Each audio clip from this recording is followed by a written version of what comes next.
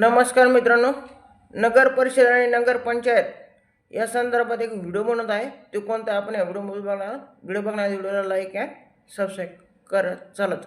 नगर परिषद नगर पंचायत गट क आणि गट ड जिल्हा परिषदनुसार जाहिरात प्रसिद्ध करण्यात येणार आहे. 7 दिवसाच्या आत ही जाहिरात प्रसिद्ध करण्यात येणार आहे. त्यामध्ये गट क पदासाठी 2151 जागा आणि गट ड साठी 987 जागा अशा एकूण 3138 जागेसाठी ही जाहिरात प्रसिद्ध करण्यात येणार आहे.